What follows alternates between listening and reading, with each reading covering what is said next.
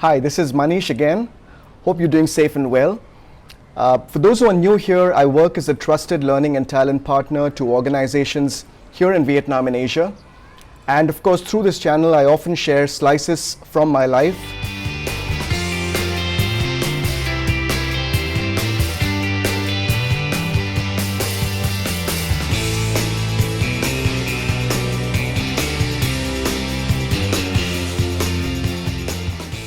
Today it's time for a slice of life from my Sunday.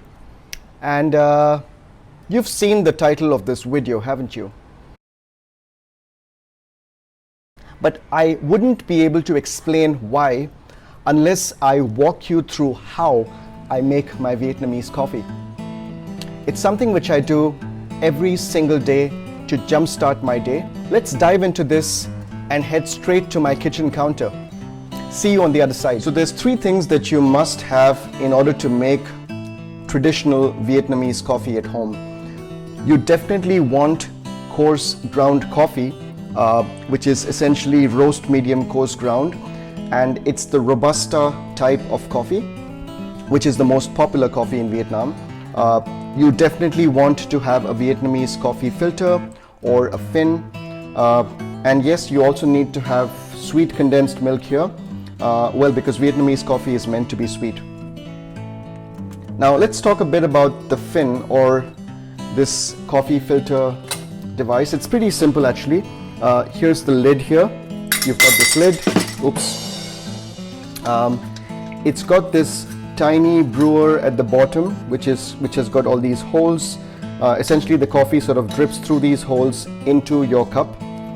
And then of course it's got this filter, which is meant to weigh down the ground coffee as you prepare it. So that's pretty much how this operates. So let's get started with the coffee then. The first thing you need is about 3 or 4 teaspoons of the sweet condensed milk in a glass, which I have kind of measured, and here we go.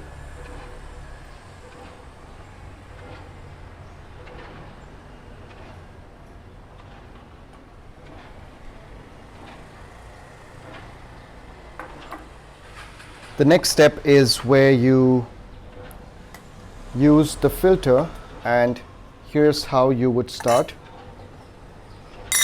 You take the lid off, you take the press off, you put this one right here, and yeah, what we need to now do is to really add probably about 3 or 4 teaspoons of the coffee, of course depending on how strong you want it.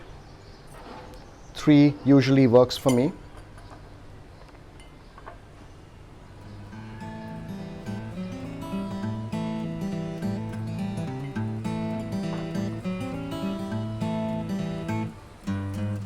Maybe a bit stronger today.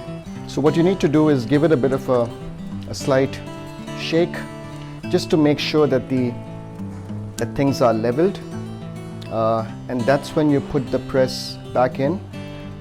You press it a bit, but not all the way. I'd say maybe about 85 or 90%. So this is how things look like so far. As you can see, there's the sweet condensed milk at the bottom. There's the coffee, which is inside the filter, nice and leveled, hopefully. Add hot water to this, but before we do that, there's an important step. You need to actually pour just a splash of hot water, not too much, just a bit. And I'll explain to you why.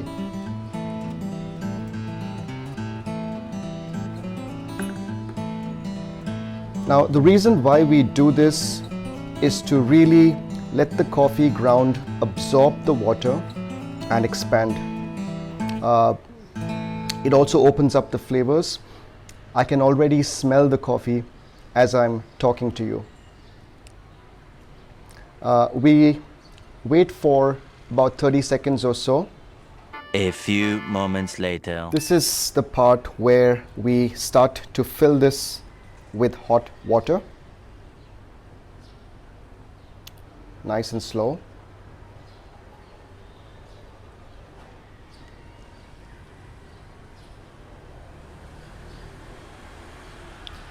I usually don't fill this all the way to the top. So anyways, I finish this and I cover the lid. And this may take a while.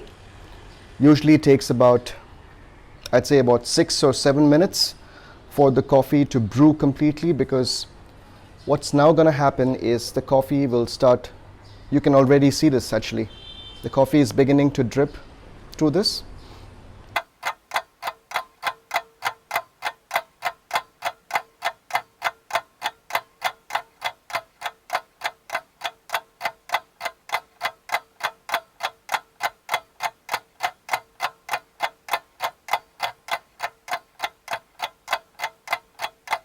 Three weeks later. So here's what it looks like. As you can see, the coffee is completely brewed. It's been filtered through to the other side. Place all of this here on the lid, just so I don't mess up my table. And what you want to do really is to stir things up like this. So as you can see, this is what it looks like. Now, the type of Vietnamese coffee we're making today is Café Soda, which is with sweet condensed milk. There's other ways to have this coffee, of course. So if you were to have this without the condensed milk, it's Café Den, which is essentially black coffee, or Café Den Da, which is with the ice.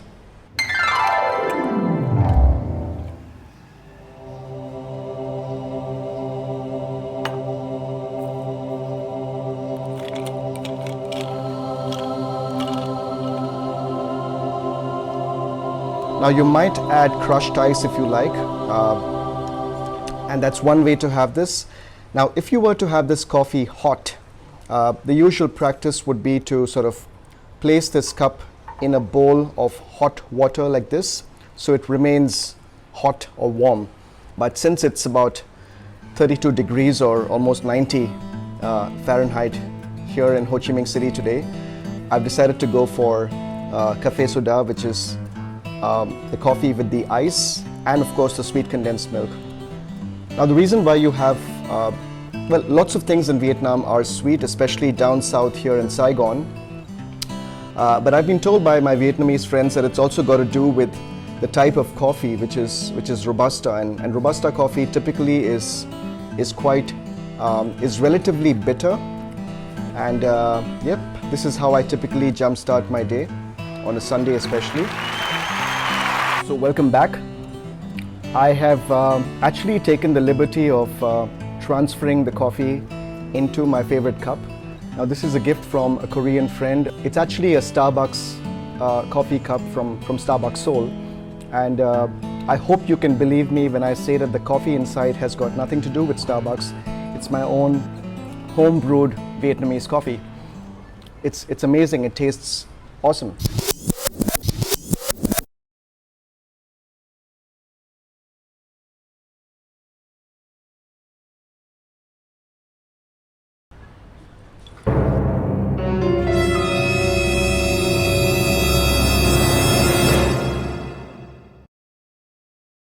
There's three things that this whole Vietnamese coffee making experience forces me to do. The first thing it forces me to do is to hit the pause button and to be extremely patient as I begin the process of brewing my coffee. The second thing it forces me to do is to really be in the moment and to immerse myself into this process. And let me explain how. It takes about 5 or 7 minutes at least from the time that I open the pack of ground coffee, from the point that I pour in the hot water into the coffee filter, to the time that I can actually sip and serve and enjoy my coffee. For me to immerse myself, I need to be open to all of my senses, its smells, its sounds, its sights as well. Some people call this being mindful. You might have heard about the word mindfulness. Some people just call this being in the moment, and that's what this coffee making experience forces me to do. Finally, it forces me to realize that the joy of making this coffee cannot be accomplished unless I walk through this entire process. Pretty much all the stuff that I've described to you. I'm not sure how this would correlate with things that you do in life, but I'm hoping that you have your own version of the Vietnamese coffee making experience. Something that you do that helps you to be in the moment, to seek joy in immersing yourself into something where you're forced to open up all of the possible senses just because you simply want to be in that moment. It's an amazing feeling, and I would encourage you to try this as often as you can. About the Vietnamese coffee itself, of course, I love Vietnamese coffee, and I hope that you get a chance to actually experience Vietnamese coffee.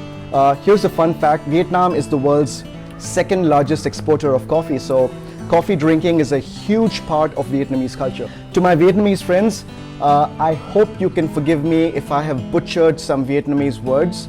I also don't claim to be an expert in making Vietnamese coffee. This is my own version of making the best version of Vietnamese coffee that I can. This is based on the knowledge that I got from my Vietnamese friends. But in case you would like to correct me, or in case you'd like to add some more information, feel free to drop your comments in the comment section. I'd love to hear more. And if you like this video, I hope that you can hit the like button. Don't forget to subscribe to my channel. Try and post these videos as often as I can. Until my next video, stay safe and stay cool. I'll see you soon. Goodbye.